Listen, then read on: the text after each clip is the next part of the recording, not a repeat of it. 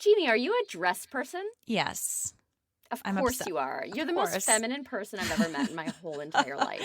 The other day I was in a store and my go-to is the off the shoulder frilly, like it couldn't get more girly with me, even the colors. And then I'm like, can I not do this for once? And I went for like a button down, and I'm like simple, like, you know, big shoulders. I was like, well, maybe I'll try something like this. And then I was online to buy it and I put it down. I was like, nope, can't do it. Really? Yeah. Well, Yeah. you're just. Can't I know do it. you are as feminine as they come. Like I can't even imagine you in anything non-girly. No. Were you always like this? Yep. Always. Just since the beginning of time. I literally remember trying on my mom's heels at like 5 years old and like walking around the house with them. I have to say, I think I was the opposite. My mom dressed us like boys. We all had short hair. Did she subconsciously want sons? I think she thought it was like more stylish, like more elegant. So my mom has a very funny way of expressing herself, and we all had short hair, and you know, she would put us in these like more earth tones rather than like pinks and purples. And I can't even use the word envious. I was like jealous of every girl out there that had pink and purple because I had none of it. I had no lace or purple or anything girly. Mm-hmm. So I think that by the time I got to my wedding, I wasn't really into the feminine thing, like overly girly. It was, I think I was looking for things like a little bit more non-conventional, more different. And I went non-conventional, but I also went super girly. As you know, I had a pink gown. Like I was going to say your gown was blush pink. It was blush pink. So, you know, that was me. Yeah. But I'm not you know me, I'm not necessarily super girly outside of my wedding day. Trendy, cute. Yeah. I would say with you. Yeah. Yeah, I just have a look. It's sometimes artsy, I'd call it sometimes. Yeah, more. I just don't like to dress in anything like anybody else. Like as soon as I see everybody, if I love something and I see it out there, I'm like, ew. I don't want to wear it anymore. Like the Crocs. I was the originator of the Crocs. And then they went right in the garbage as soon as people caught on. Right.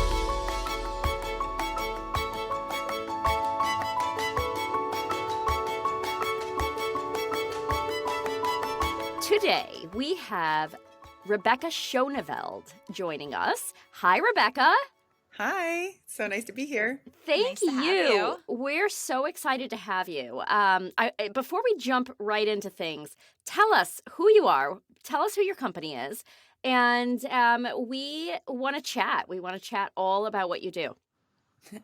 Okay, sure. So, yeah, my name, Rebecca Schoneveld, and my collection is named after myself, Rebecca Schoneveld. I specialize in making wedding dresses. I've been making wedding dresses for about 12 years now, which is crazy how time flies. And I say I specialize in wedding dresses because I'm also launching evening wear this year, and I'm very excited about that. So I can start to, broaden have a longer description behind my name. Very cool. But I definitely have been all wedding dresses all the time. Full-time business since 2010. I started initially very small. I had an Etsy store. I was working out of my apartment, and it pretty quickly grew into much more than that. And so for the past really 10 years, I've had a retail space. It was located in Brooklyn before. Now it's located in Westchester, but I have a retail store where we meet with brides and they can shop our whole collection. And then I also sell my gowns wholesale around the country as well. Oh, that's great. So wholesale to other bridal shops who carry your line. Yeah. We partner with about 24 other bridal shops at this time. So we sell to Kleinfeld is one of the most famous, names. The Sentimentalist in Atlanta is a really big partner for us, and various others. How do you describe your style? Yeah.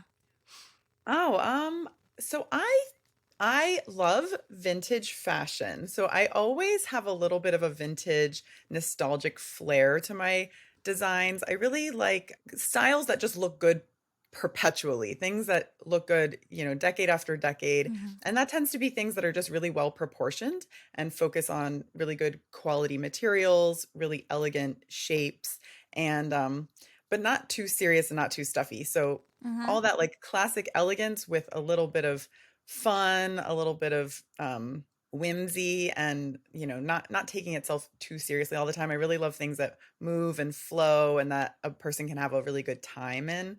So comfort is really important to me. Just clothes that like highlight the body and don't overwhelm the person who's wearing it.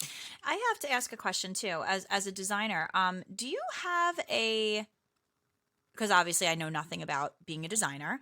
Um, Sure. Even at a younger age, did you have a particular inspiration? Like somebody, singers love Whitney Houston, things like, you know what I mean? Or was this sort of just very organic for you and there was really no outside inspiration, maybe someone personal in your life, and then it propelled you forward? Sure, that's a great question. I definitely was obsessed with pretty dresses from as literally as long as I can remember. It's sort of I'm sometimes baffled at my own mind how much I've loved dresses for how long. But I was, as a 2 and 3-year-old, like wearing out the videotape of Cinderella, not the cartoon version. I had a real life, like a live action version where Cinderella wore two gowns. I like this version a lot because there was two balls and she got to wear two dresses. Um, Uh-huh. and I also was really obsessed with ballet my whole life. So I danced pretty seriously growing up, and that whole ballerina dreamy vibe, I think, has Mm-hmm. always been really intrinsic to my style also. I thought as a teenager about maybe pursuing dance professionally, but I've always had like not the best knees, not the best Mm-hmm. joints, whatever. I got too tall and I thought, you know what? My body's going to fall apart pretty soon if I Mm-hmm. try to do this that seriously. And I think I could probably design a lot longer than I could dance. So It's Good true. choice. It's a way Yeah. to express your creativity, but in something that actually has longevity that doesn't take a toll on your body. So, exactly, exactly. when you reached out to us, the thing that stood out to us was the fact that you design for all shapes and sizes, Mm, and you have this inclusivity about your work, and that spoke like it just spoke magnitude. Do you say mm. that it speaks magnitude? It spoke it's volumes. Thank That's you. what the word you're looking It for. didn't Speaks sound volume. right. I was like, this sounds weird. What It word am spoke I looking for? volumes to me. Mm. So I just love that. Can you Yeah, that's talk a super little bit important. about that and some of the feedback that you've gotten throughout the years?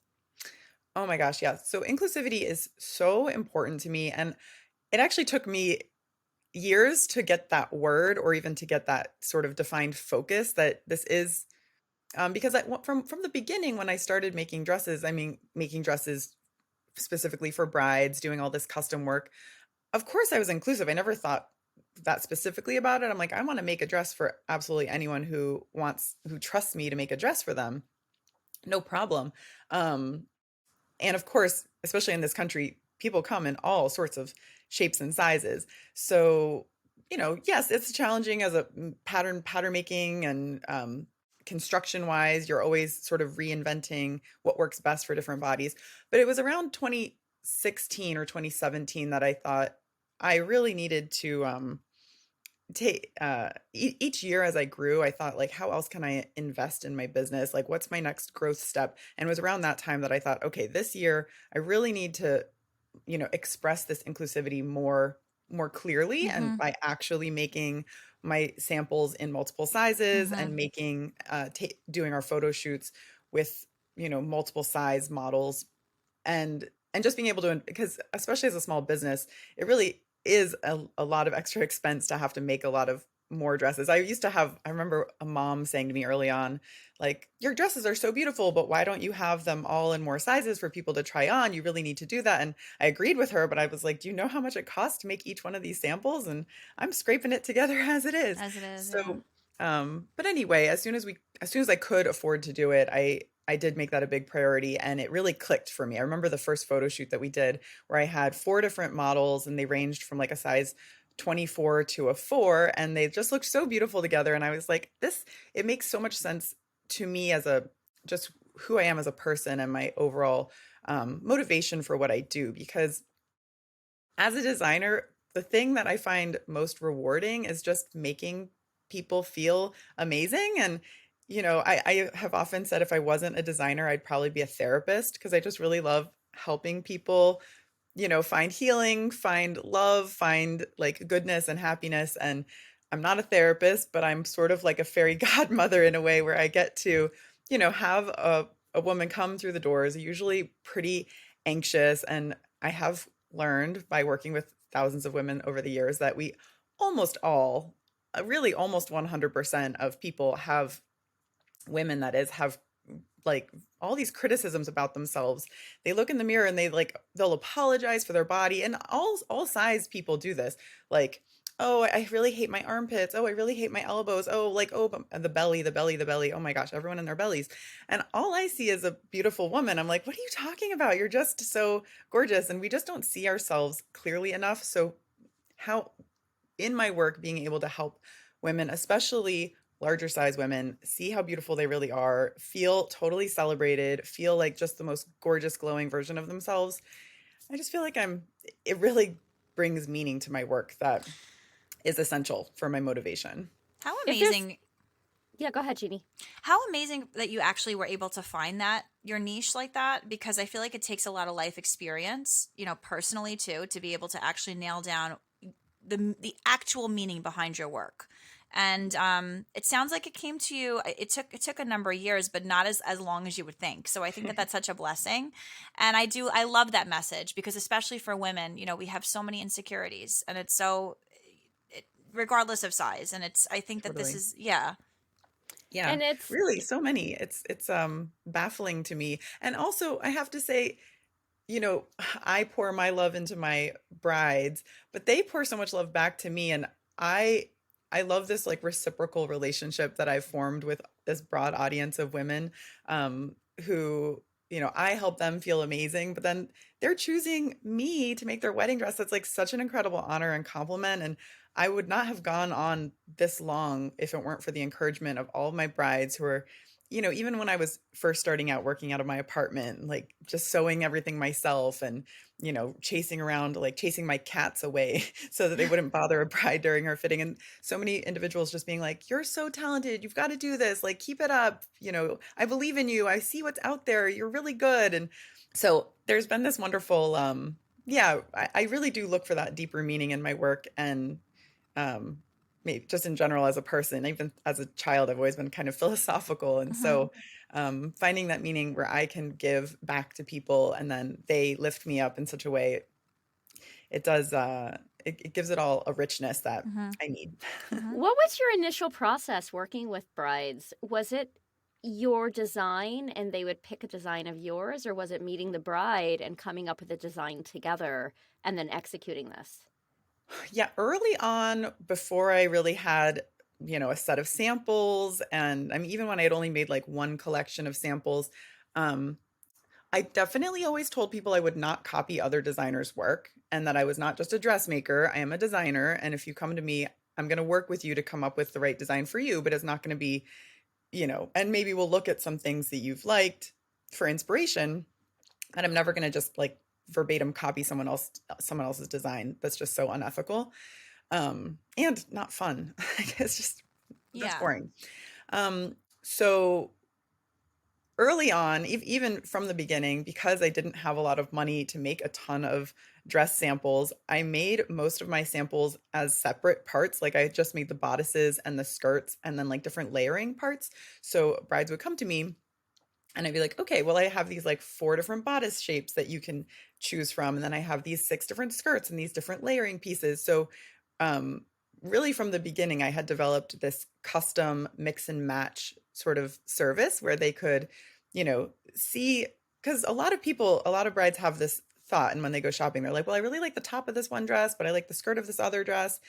And I anticipated people, even if I chose how to sew them together, they'd be like, "Oh, I love this one, but I really like the skirt of that one." So I just decided to make it really easy for people to Oh. visualize. Mhm. And so I had a whole rack of skirts and a whole rack of tops, and then they would come in and like we'd play with all these mix and match options, which is what I still do. Now I do sew more pieces together and I do have more samples and they can Like actual full Um, That's actually dresses. brilliant. I would Yeah. yeah, love but that's that. like really the core of what we do. I would say um, at least like half of the dresses that we make are custom or customized in this way, where it's like the top of one and the skirt of another, or the overall dress of one, but in the fabric of another. Yeah, and it's like easy custom. And when you say we, let's talk about the current status of like your operations, right? Yes. So you have a large staff. What's your story now? And if I was a bride coming to you, what would my experience be like? What are the steps I'd have to take? Things like that. Am I working with you directly? You know, et cetera. Totally. Yes. So we've come a long way over the course of a decade. Actually, ever since my older son, who's now 12, was little, I realized, oop, I need help. Like I cannot Yeah. do this all by myself. So at this time, if you were to come to visit us, we're now in Irvington, New York. We're about a little less than 1 hour north of New York City, right on the Hudson riverfront. It's a really beautiful, like sunny space. So I know we that have, area. It's really cool. oh, Yeah. it's so I pretty. have There's We have like a friends that friend live that right lives there. there. Yeah, Oh, you do too? I That's do so too. funny. Yeah. it's lovely. I was located in the city before during the up until 2020, and then during the pandemic, I decided to relocate everything closer to where I live, which has been a really positive change for me, for sure, personally, not commuting into Brooklyn all the time, but also the clientele here is a little different. They all have and people even coming from the city have a more like day trip experience where they come to this like beautiful historic town they didn't know of probably, and they're That's like, so wow, this cool. river view is amazing, and we have parking. Yeah. Yeah. It's That makes a world so of a difference. it really does. Yeah. When you can actually just find a parking spot and get to your appointment on time, I know. No one's it's really, cranky. Yeah. yeah, exactly. So we have a beautiful store set up. I have 3 fitting rooms. We have, racks and racks of all of our dresses on display out in the open. We now have one back area with evening gowns, and then most of the space is still all beautiful white wedding dresses. We have a section of plus size dresses and then a section of smaller size dresses. Pretty much the whole collection is represented in both sizes. Or so we have, size 6s and 10s, and then size like 18s and 24s and 26s available for people to try on. So I have a wonderful small team of really amazing stylists and sales. I have my sales director, Rose. She works with most of our brides. We now have another stylist, Molly, and they just work one on one with our brides. They come in, it's very easygoing, but also really polished and nice. And, our brides can try on as many dresses as they like, and we help walk them through all their different custom options. I am there most of the time, but usually I'm off at my desk, like Hmm. managing all the Yeah. moving parts of a business. Yeah. So I'll often come out and say hi and, offer my 2 cents about things, but I'm not the one like zipping up the dresses and Hmm. clipping everything anymore.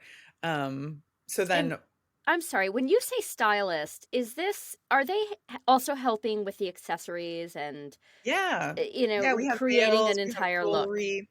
Okay. It's really like a full bridal shop experience. So, we do all the veils.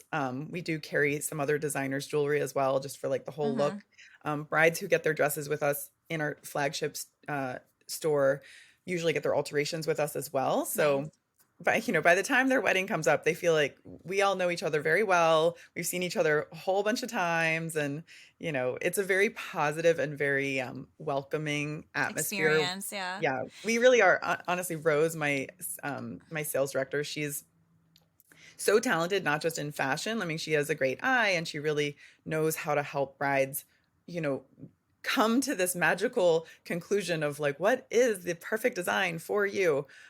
But she does that through so much grace and so much patience. Like, she's just a really good people person. She can read people really quickly. And working with brides, you're not just working with the bride, you're working with the whole family.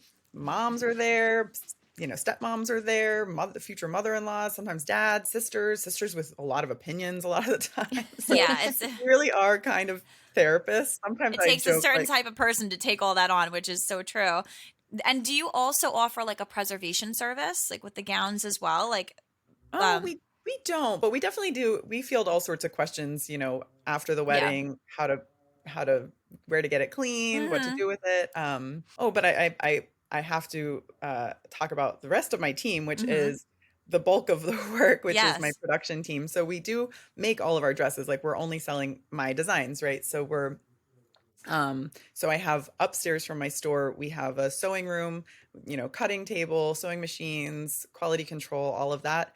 And then, so we do make a lot of the dresses in-house.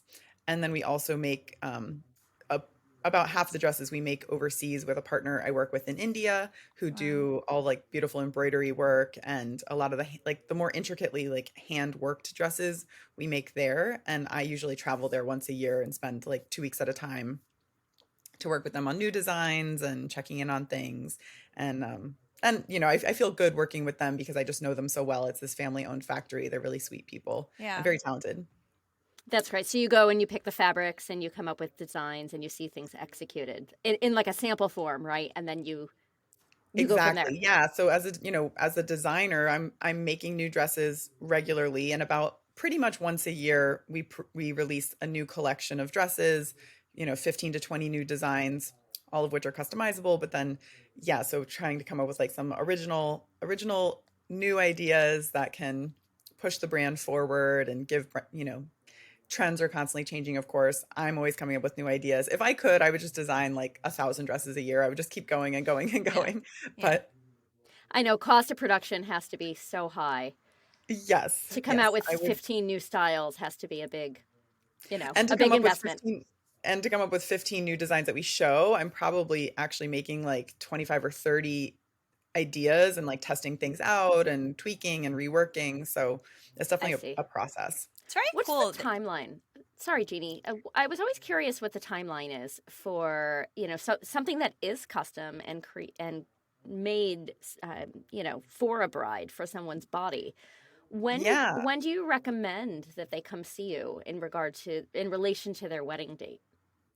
Yes, a very important, good question. So, we recommend, so our normal turnaround time for all of our dresses, all of our like dresses that are made, same as a sample or close to a sample or customized in the way I described, where you take the top of one and the skirt of another, all of those we have a turnaround time of about 4 months. Plus, then we say you should have at least 2 months for alterations because your seamstress at alterations needs time to actually like do the Mhm. fitting, do the sewing, do another fitting, do the sewing, and that all takes time. Mhm. What if So, someone's losing weight? I didn't mean to interrupt you. Sorry. I no, was just yeah, curious about that. If somebody, has this idea that they want to drop 20 pounds before their wedding, which I'm sure definitely a most very brides do. common question and conversation we have all the time because, like we were talking about, everyone has these insecurities, and most people are like, well, sometime between, if they're shopping a year in advance, of course, most people have a plan. Like in this year, this is it. I'm going to really hit the gym and eat really well and all of this. Um, And a lot of people do shift weight up and down for all sorts of reasons. And oh my gosh, during the pandemic, it was really wild because people would gain and lose quite a lot of weight with all the Mhm. stress that they were going through. Mhm. Mhm. So we recommend starting your alterations no more than 2 months before the wedding. Even if your dress is done a couple months in advance, just hang on to it. Don't start alterations until you're really close to the wedding. And then, maybe in those last 2 months before the wedding, just like try to maintain wherever you are, like just be healthy, focus on being as low stress as possible, and but we do fittings all the way up until like a week before the wedding. Oh, that's great advice. So you can order it, get it in so it's made, and then wait on altering it. Yeah, and we usually just tell people like really just order it in the size that you are when you found the dress because most of the time people don't change as much as they think they're going to change, and even if they're feeling like more healthy or overall better, it's not always like actual inches that changes, it's just maybe shape or proportion. So anyway, alterations are crucial for everybody no matter what their health fitness plans are. Dresses always come in like fairly standard sizes and all bodies are custom. So alterations is a very important part of any wedding dress process, whether it's for me or any other designer. That's where you get that custom fit and getting everything to be exactly right for your specific proportions. Is there like a formula that you have when brides come in to helping them kind of do a process of elimination or narrow down the gown that they want, because there's so many different silhouettes and different options. And I know that, I think I had mentioned this in previous episodes. I know for me, what I ended up purchasing was completely opposite of what I had envisioned myself wearing. And I just recall the consultant that I worked with, just, she said, forget about the design of the gown per se, but let's Right. just try on different sort of, again, silhouettes. So this way you Hmm. can maybe narrow down the type of gown you'd want that way. And then from there we can kind of move on to different styles, right? Is that the way you go about it for these girls? Because I remember feeling very overwhelmed. Like, oh my God, there's so much here. Everything's so beautiful. Like, what's going to look good on me? You know? Yes. It really is so overwhelming. I often say I'm not jealous of my Yeah. brides for the decision that they go through because it's, and usually with us, they'll love, 5 or 6 dresses a lot. Like, but I really, really love so many, and or even if it comes down to 2 or 3, and they're just like, but how can I possibly decide? So we do walk them through so like if a bride comes in and it's her first time trying on dresses, she's never tried on any gowns at all, and she's even if she thinks, oh, I really want a clean fitted dress. I've just seen photos and I think that's what I'm going to like the most. We'll still really encourage her to try something flowier, try something with some texture. Just put it on. I mean, sometimes people really have a strong feeling like, ooh, I just really don't like lace. Like I have a ick feeling about it. And you're like, okay, then obviously I'm not going to force you to put on something that gives you a bad feeling. But if you're like a little curious, even if you kind of pull it on, you're like, ooh, I don't know. I've never thought of anything like this. Like just put it on. Just put it on. If As long as it's in your budget. If it's not in your budget, I also am like, please don't put it on because I Yeah. don't want you to be In love with it. heartbroken. Yeah. Yep. We'll steer you towards something that's closer to your budget that you'll still love. I start with like fitted or full. This is like the essential, like what kind of skirt shape do you like? Or are you thinking about pants? More and more brides actually are like jumpsuit or a suit. Um, Although they usually know that pretty early on. Hmm. And So you design we talk both. about, yeah, I love convertible looks. Like I love to make a jumpsuit with a skirt over it so she can have Mm-hmm. like a beautiful ceremony look and then take it off and have like, surprise, I'm actually ready to party in my Yeah. pants. It's It's so so cute. fun. Yeah. Um, Also like, more fashion is more in my Mm-hmm. opinion. Like you should have fun and have your cake and eat it too. Right. So yeah, like starting with your silhouette, also like general fabrication, like do you like something with a little sparkle? Do you like something with a little texture? Or are you really, and if she's just not, she's like, I don't know, I like it all, then just, I always say, put it on and follow your instincts. And I often say this is not a logical decision. There's nothing logical about a wedding dress. It's not a practical decision, really. There are a few practical things to consider, like the temperature or Mm-hmm. the ground that you're going to be on, sand versus a ballroom. They're going to be different. But at the end of the day, it's a really emotional piece that you're going to decide on just with your emotions. So you want to listen to your heart, as kind of corny as that sounds. Yeah. But I often tell brides when they're torn between things, I say, go home, like clear your mind, but while you're falling asleep tonight, see which design keeps floating in front of your mind. Like which one can you just not let go of? And that you just kind of keep going back to and keep going back to. And then trust your instincts and don't overthink it too much. Yeah. I love that. So one thing I just want to like circle back on really quick was this inclusivity that you have, and you have things in all shapes and sizes, and your fit models also are very, everybody's represented, which I love. And I have found this through shopping that I absolutely love to be able to either see models in different shapes now, because it used to only be size zeros and twos out there. But for somebody who's not a 0 or a 2, how do you know how that's going to look on you? And so what I typically do lately is if I'm shopping online is I'll scroll down to the reviews, and if somebody's posted a picture of themselves that has a similar body type to mine, then I know, okay, this is how I'll probably look in this. Or they have my body type, it looked really great on the model and it looks really awful on someone with my body type, so next. So I love that you do that. I think that it's very helpful. Thank you. Yeah, I always have thought that like even in design school, they used to make us illustrate on these like super tall, skinny models, like Mhm. illustrations. And I Mhm. had such a hard time doing it because I'm like, this just doesn't actually look like a dress. It It looks like doesn't a pretty reflect. illustration, Yeah, but it doesn't yeah. look like how it's going to be in real life. And like, how do I know that for me, the reason of my mission in drawing a design is to visualize it more so that I know it's going to look good in real life. So if I'm illustrating it in an unrealistic way, and same like with, you know, I don't I don't like to like throw stones and like point fingers at other designers or anything like that. But the whole industry has been so built on this image of tall and thin. And our eye is used to seeing people very, very tall and thin. And it's like, oh, that looks good. That looks good. I'm like, but that doesn't look like real life. Yeah. So how do It's we not a actually know reflection of the real female body and like how Not you would want everybody's to. 5'10". Right. I I do mean, the same most people thing. are not model size. Like, I mean, by far most people, even Yeah. people that are like, a size 6 or, like you see them in real life and you're like, oh, she's really, fairly tall and fairly thin. She's still not as tall and as thin as like our Mhm. fashion models.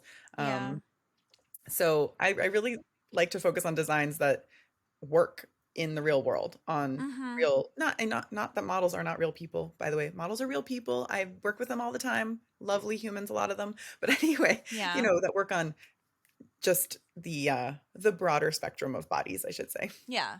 That's right. And speaking of, you have a maternity line as well, right? Mhm. Weren't you the first eco-friendly maternity line?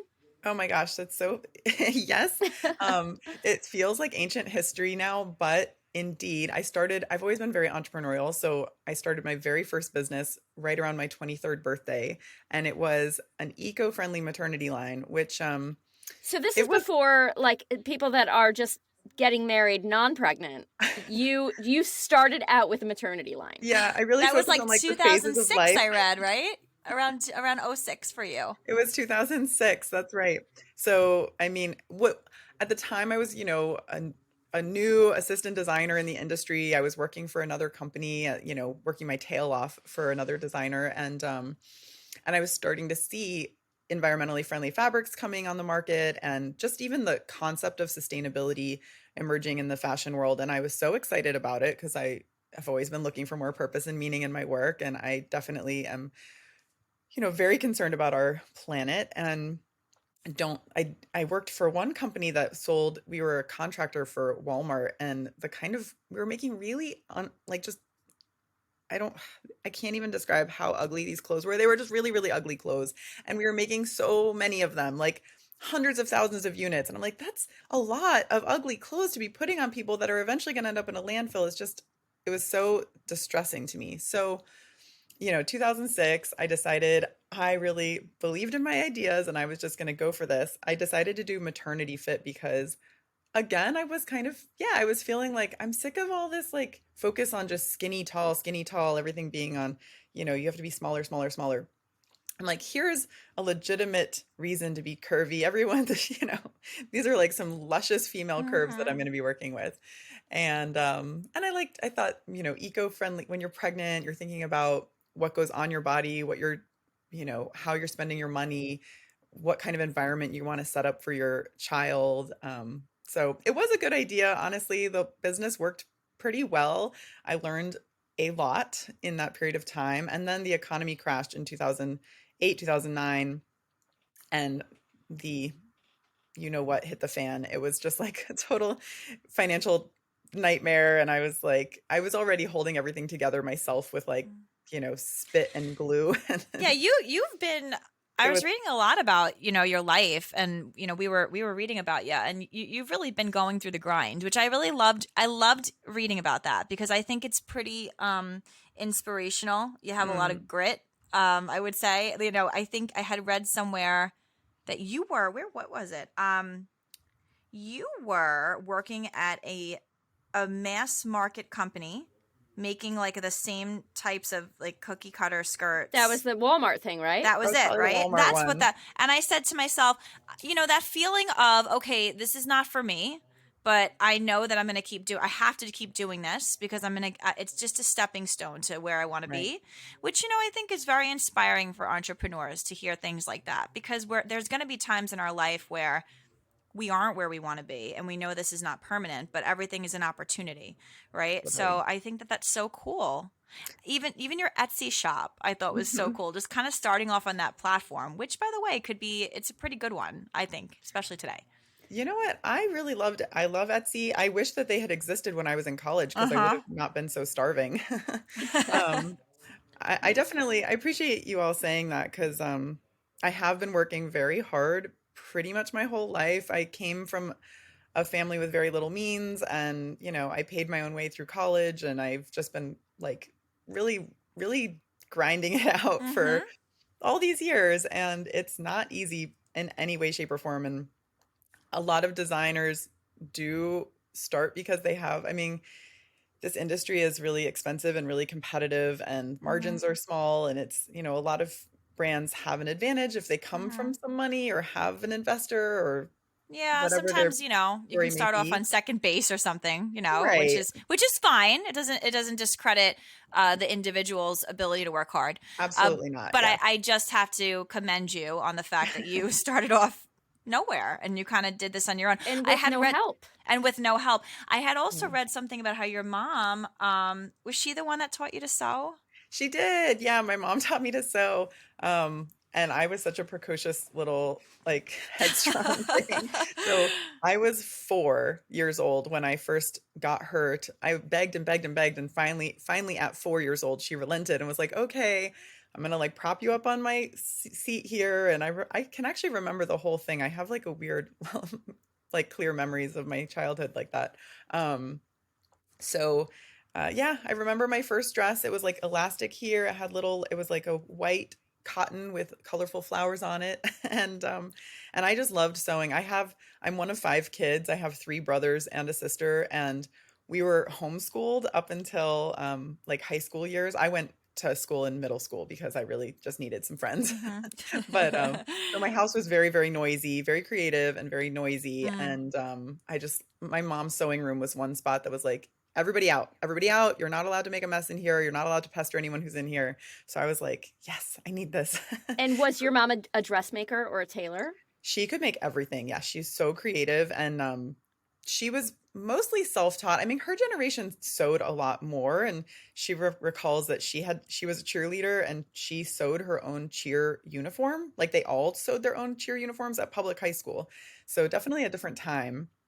Um, but she was just very talented, very skilled, and very resourceful. Like, being that our family didn't have a lot of money, but she had all these kids, she made all the costumes for our ballet studio. That was actually how she like paid for our dance classes. Like, she and I would make our costumes, and then we got to go to class. Me and my sister got to go to class for like on scholarship. And actually, when I went to FIT, my mom decided that she was jealous that I got to get such a formal education in design. So she decided to sign up for classes at FIT too, which Get was my out of absolute here. nightmare. That's So, like, amazing. I'm 18 in New York City. I don't want my mom around every Tuesday.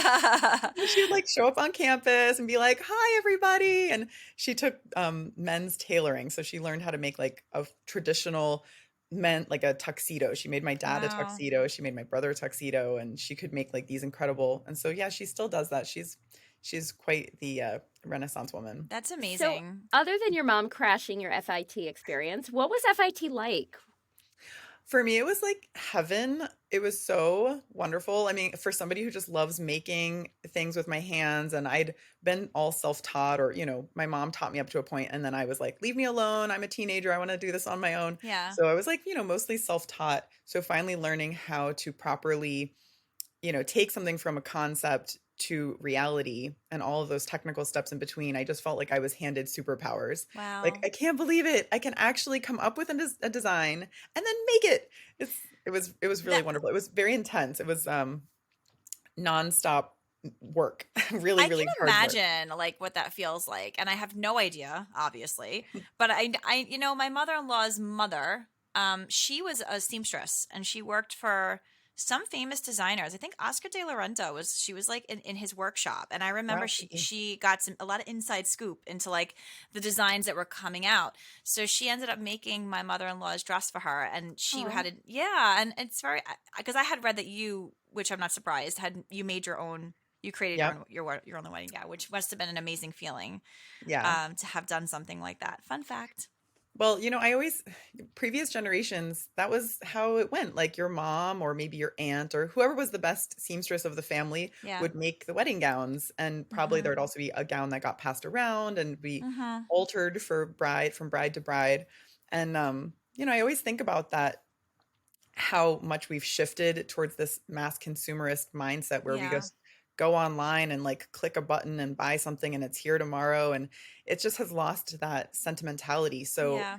I I regretfully accept that so much of the fashion world is like that.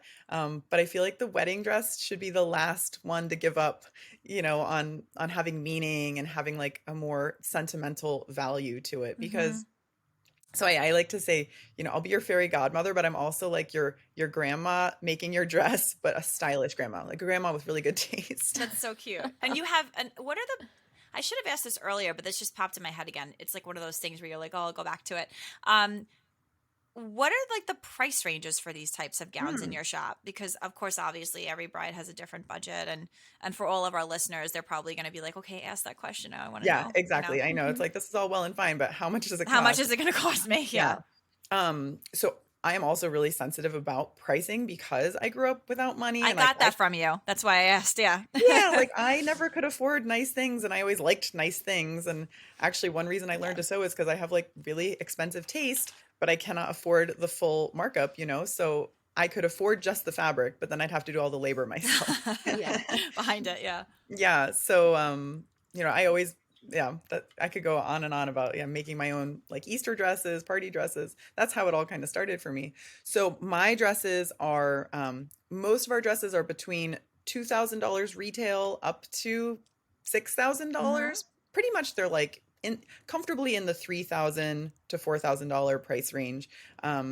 I know that the value of what we're making, they could be more than that, but Right. I like to I'd rather give, the better fabric, the better service, and not, I don't know. I guess I just really care a lot about being fair, feeling Mm-hmm. like I'm giving a very fair value to people who do appreciate quality. These are high quality garments. We're giving you wonderful service, and but they're not like the astronomical, most really say like Oscar de la Renta gowns or Monique Lalier gowns, they're going to be like 9 to $20,000. Mm-hmm. And we use the same materials. I buy from the same Italian mills. We're Right. also hand making them in the United States, And so it's so personal. The fact that you have a workshop upstairs, Yes, I and love that. this is where the alterations are happening. So it's people that really understand the construction of and the fabric of what you're working with. It seems so personal.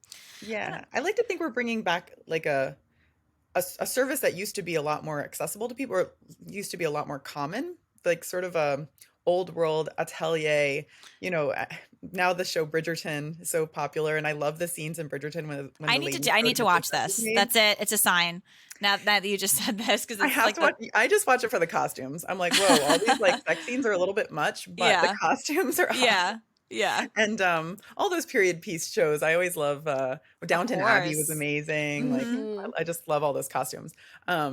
But women used to go to the dressmaker, and they would have, okay, she imported all these fabrics from France, and she would make the gowns for the ladies for the season, and she would, alter the silhouette based on her shape and all of that.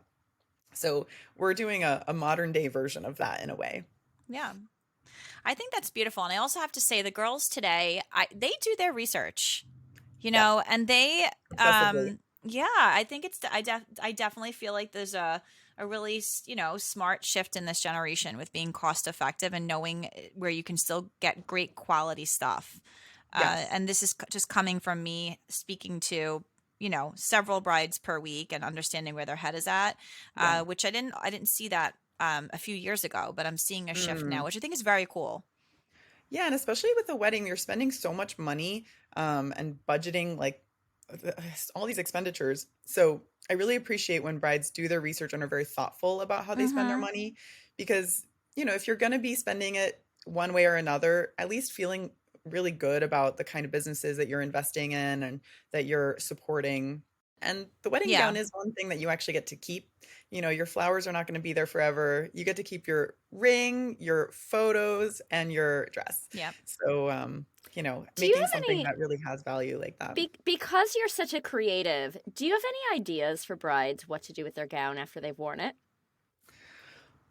So I always suggest things, and then I don't think people really do them. But What did you do I with your mean, gown?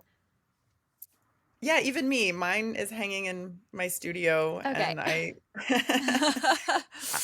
I just love I mean, I'm so sentimental. Like, I personally could never resell it or cut it up. That's just me. But I do think traditionally people used to have their wedding gown cut up into like a christening gown for their child if they were a Christian and had a christening ceremony. Um, I like the idea of cutting a gown T length and then wearing it again. Some dresses you can dye. It's dyeing is tricky. I warn people, don't just assume you can dye a dress because it's white, because it's all different fibers, and different fibers dye at different ways and they can shrink differently. So be careful about dyeing. Thinking you can change it to a color. Also, though, if you're not that sentimental, you can resell your dress, and I definitely think the resale market is going to keep growing and be really important. I actually want to start doing some more service with my own dresses where I like help facilitate my brides reselling their dresses, because if it's just going to sit in your closet and you're not like, it served its purpose and it could make someone else happy who couldn't afford the full price new gown or who's really environmentally conscious, why not? I'm Mhm. all about that. Upcycle, recycle. I remember Yeah. during the pandemic, people were, you couldn't get supplies. So it was like, I have a loaf of bread, you have toilet paper. And people Yeah. were doing this barter system. Yeah. And it just made us feel so human and connected and it, like a community. I sold Yeah, my dress right exactly. away. It was like within weeks. I was like, post it, sell it, go. On Oh to the my next. God, how funny. And I did not. And it was less about making money and more about where the heck do I put this thing? Do I put It's so this? big. I think especially in the New York region, like, we don't have space. Like, I don't have room for like this gown in my closet. Yeah, I know. I totally understand that sentiment, like having someone else be able to use it and stuff. I'm not there yet. I'm still holding Mhm. on to it. I'm just not there yet. I'm hoping And I'm for. I still really a little think, bitter that I didn't get to see pictures. I was like, I just want to see pictures. It was for this aw, girl's quinceanera, and the aw. mom was like, "Oh, I'll send pictures when it happens," and I never got to see it. So, You know what? I also often never get pictures from my brides. And I'm always like, listen, please send pictures. And a lot of people do send, but and you certain, feel especially when this it's a really connection. custom dress. Yeah. When it's really custom, I'm like, come on, you've got to send me like the whole wedding album. Yes, you want to see everything in its final phase: hair, makeup, jewelry. Can I say one more little piece on that note for all the brides listening out there? A tip, I think I read this originally from Monique Lillier. It was like one of her pieces of advice, and it's really good, is make sure to get photos of you in your gown without your bouquet. And please do not hold your bouquet directly in front of your gown the entire day and all of the photos. Mm-hmm. Even like as you walk down the aisle, just take your hand, lower it, put it to the side. Like, you spend so much on this dress, so much to make it so perfect. And then I cannot tell you how many wedding photos I see where I'm like, the skirt looks nice. Yeah. I have no idea what the upper half You're of right. that. I'm What's thinking what of does my it own look? wedding What does the rest of it look pictures. like? Yeah. That's so true. Like, just take some time aside and like get even like talk to your photographer and plan out your day where you take, you know, maybe half an hour to 45 minutes of like just really beautiful pictures of you without flowers in, clean setting in your dress, because you're going to want those, like, to just even remember how everything came together and, Now that you talk about this is a total side note. I think bouquets are weird. Do It's you? so odd. Yes, Why? why? Bouquets? Because we don't behave this way. We don't behave. We don't go out for an evening carrying a bouquet. It's Not odd. anymore. Yeah. It's Well, a lot of the weird. wedding thing Well, is hello. weird. We The don't whole go out wedding in thing the is weird. we don't go out during the day in a white ball gown either. So We this don't. differentiates you. Let's talk about trains. Let's talk about veils. Yeah. Let's talk about the The whole whole thing. day The is whole nothing you ceremony normally is do. it's very unusual. The veil, the train, I love the drama of it and I love it for the Yeah. look. But I think the bouquet is weird. I remember feeling very awkward. I got to the front of the aisle and I was like, what do I do with my bouquet? I forgot. I was nervous. Throughout the evening, it was like you throw it down. You're not walking around your reception with your bouquet. So it's weird. I'm I just liked going to it because say it it and put covered it out me. there. Well, you notice in British weddings, they usually have much smaller bouquets and they're usually Yes. much more full of symbolism. So I think bouquets originated with this, like, there's one for, good luck and one that's for fortune. I don't know. Well, I let's don't get know back to all. that. I think we should What's get that? back to that. Yeah. Do So you I know? definitely like a small bouquet. Small bouquets are great. Simpler bouquets. I actually like making your own bouquet, but that's a whole, you could talk to a florist about all this. They'd have pros and cons. Um, but so I've been married twice, and my first wedding, we did save a lot of money, but then caused ourselves a lot of headache by doing all of our own flowers. So we went to the flower market 2 days before the wedding, bought like a huge pile of flowers, and then spent the whole next day like arranging the flowers. And it was a really nice idea. It was a really fun like craft project, but then towards the end, it was like a little overwhelming. And I was like, I'm getting married tomorrow, and I'm like sitting here tying boutonnieres while the boys are all off like drinking whiskey and joking around. I'm like, I'm not. This is not fun. I had the exact same, we did the exact same thing for our wedding. We went to the flower Really? market. We had like a bootleg somebody to get us in because they don't let brides in. Right. And Right. we went shopping. We had a whole like lineup in a factory, but my husband actually was part of it. So was his brother. And we had a lineup of one florist told us what to do and designed it for us. And we just like copied the design and had an entire factory. It was incredibly stressful, just like you So said. stressful. There's It a was reason to very hire stressful. professionals. And then like getting the Yeah. flowers to the venue. This is what florists do. They go and they set it up for you. The morning of, I was like, how the heck are we getting these flowers to the venue? This is stressful. So And so same with dresses. Like people often are like, well, why is this dress so expensive? Like, I mean, I've bought expensive dresses before, but like, 300 or 400 or $600 feels like already a lot for a dress. Um, but what we're talking about with flowers, it all same thing about dresses. Like there's so much expensive material involved and so much expertise that goes into it. So Mm-hmm. you can try to make your own dress, but I really don't recommend it. No. Oh Or my or but you can like God. try to find someone to like a seamstress to copy a dress you've seen somewhere, but like mm, but give proceed us with the caution because you might just end up super, super stressed out and wasting a lot of money. what's the inside scoop though? So you know your margins, right? Because Sure. you said you have your starting price and your, for your more My exquisite costs. gowns. Yeah. Exactly. So when we're talking about the market where things can go up into the, 19,000 plus, are we as a consumer, are you paying for the marketing or are you paying for the Um, craftsmanship and the work and the materials? Is there a so huge markup where it's just like, okay, come on. I can't really answer for like what are you paying for with like a Monique Lillier gown. Like her gowns are absolutely exquisite. I can say her materials are certainly very expensive. The craftsmanship is the best you're going to find. Um, and yes, it costs a lot to market those dresses. Mm-hmm. So, and are they making a good margin? Yes, like Mm-hmm. they're also making good margin. I can speak to myself more specifically. I know what it costs to keep our lights on, to keep my people paid, to pay for our insurance, like Mm-hmm. all of these boring costs that you don't really think about. Even a photo shoot, like, creating a collection and then doing the photo Mm-hmm. shoot, a 1 day photo shoot can Everything. cost like $10,000. Right. So, and if we only can shoot 15 dresses, like, okay, that's what, $750 for a photo of the dress itself, not to mention the cost of the sample. So, there's certainly a lot of money that goes into the development, the marketing, overhead of like having a space where you can come and try it on. But then the actual dress itself, what you're buying, these materials are a wedding dress usually has between 3 to 15 layers of fabric. So that's really like 3 to 15 times more layers than you usually have in a garment. And then, of course, it's floor length and then the train. And usually they're these big skirts. So it's a lot of material and then handling it. And then it all has to be so perfect. If we find a spot or a hole or something in one panel of a skirt, we have to make the whole panel over again. Wow. So there's a lot. And we spend like, I don't know, 2 to 3 hours quality checking each dress, just checking it and then fixing whatever little tiny, Mm-hmm. every little dust mark. I Right. mean, it's a lot of perfectionist kind of attention to detail. Not to mention the amount of skill you need just for making the patterns and for actually sewing it all. It's, several days worth of labor from somebody who's extremely skilled and well paid. So Mhm. there is a lot.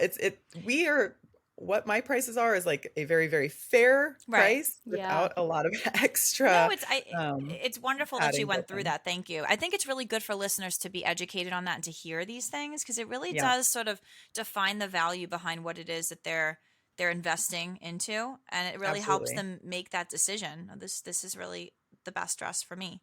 And sometimes people go, they make their wedding dress budget based on maybe just some online research. Like they go onto Beholden and they're like, oh, I see that there's like these dresses are $900 or $1,200. So that seems like a good budget. But those dresses, first of all, I know that Beholden pays their designers a very low margin. Like they really, really press their designers to make things as cheap as possible, which is tough. Like it's a tough kind of business to be in. And so then these dresses are being made in quantity, like there's, dozens or hundreds of them being made at a time.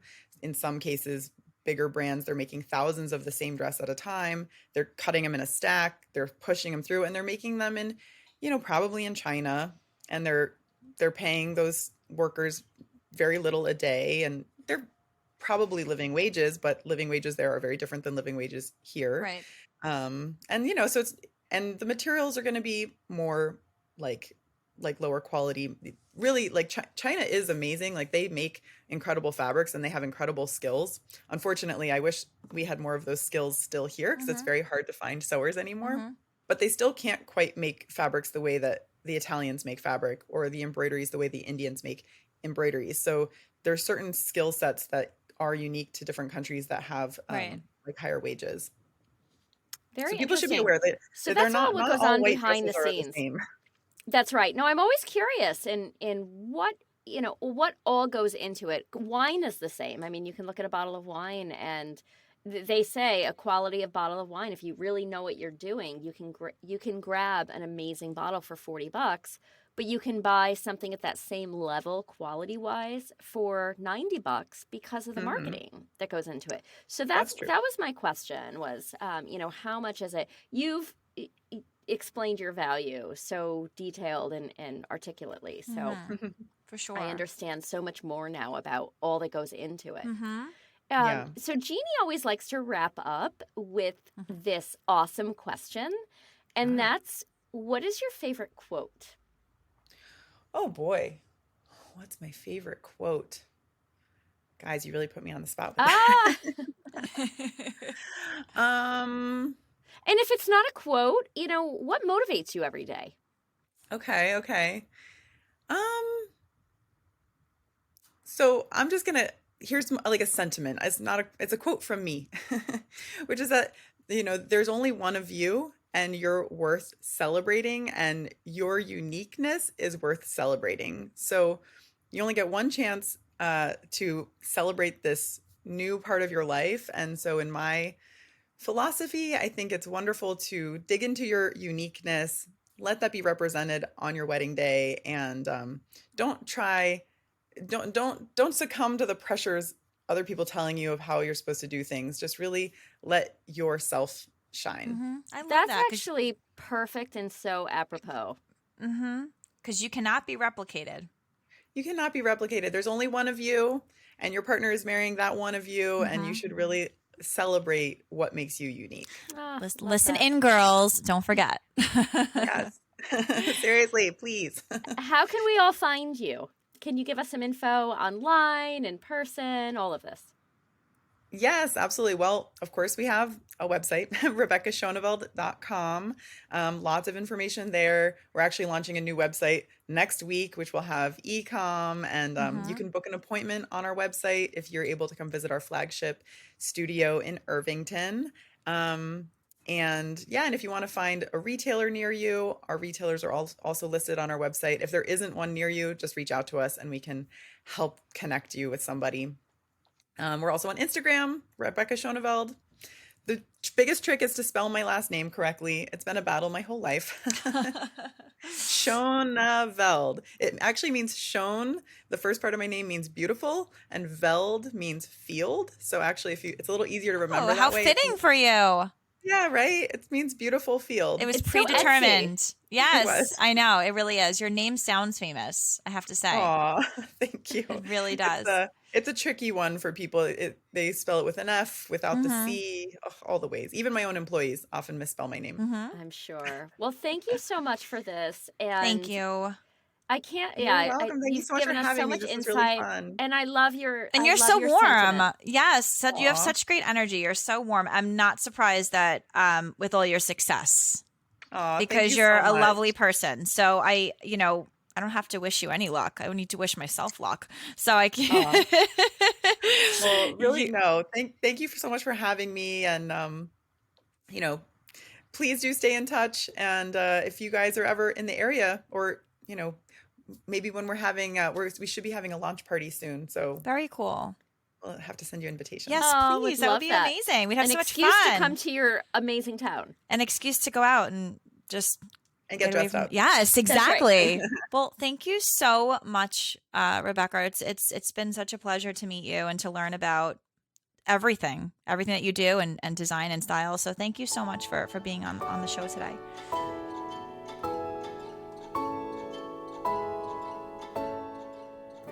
Thank you for listening to this episode of So You're Engaged, Now What? If you enjoyed this podcast, please subscribe and rate us wherever you listen. It really helps us grow. If you'd like to reach out with any questions or suggestions, please email our team at podcast@livepicturestudios.com. This podcast is hosted by Jeannie Singari and Natasha Sherritt-Lacari. It is produced by Jeannie, Natasha, Nicole Palmetti, and Christiana Cremo. It's been edited by Crizel Peniquito and Nicole Palmetti. Artwork has been created by Joe Nunez. Music has been supplied by Ian Post and Artlist.io. And this podcast is brought to you by K-Vibe Studios. Until next time, bye and happy planning.